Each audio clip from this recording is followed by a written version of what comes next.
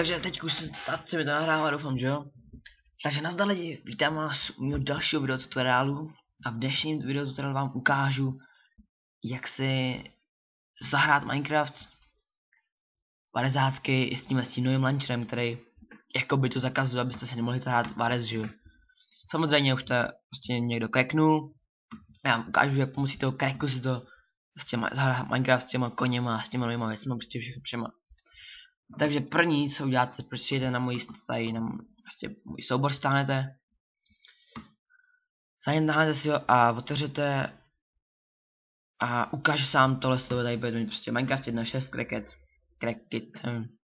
Otevřete si to a máte tady Minecraft.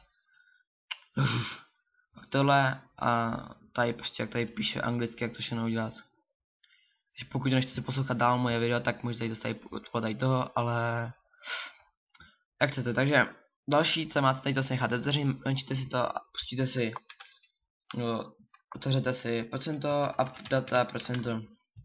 Tady máte už Minecraft prostě. Vidíte, tady máte ty všechny složky, prostě máte, tady to ještě budete mít tu 1.5.2, že jo.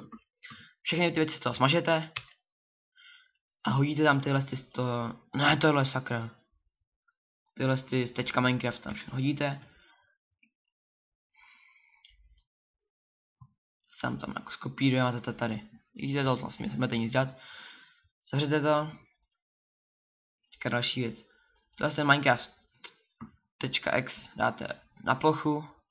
Už taky můžete zavřít. Pustíte to. Tam tady, že je nový ten, teď se vám tady bude updateovat. Vidíte, no, konec. Teď si to pustíte, víš co, ten starý už se od toho pustíte zase to novej. Teď se to tady bude ještě načítat. Chvilku počkáme.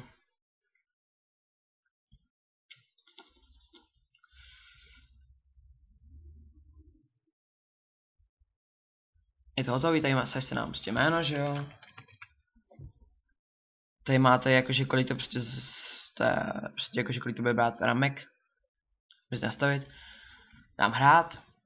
A vidíte Minecraft 1.6. Já tady si nám třeba nějaký nový svět. Survival, takhle to vytvořím. Už uvidíte, že to prostě bude 1.6. Až to udělám. No, mám 1.6, jsem někde v lese prostě. Fakt je to 1.6 a pokud budete chtít a bude tohle video mít prostě nějaký trošku slínutí, tak bych udělal klidně i server, jak chci server na 1.6 přes hamači. A to je pro dnes všechno, tak čau.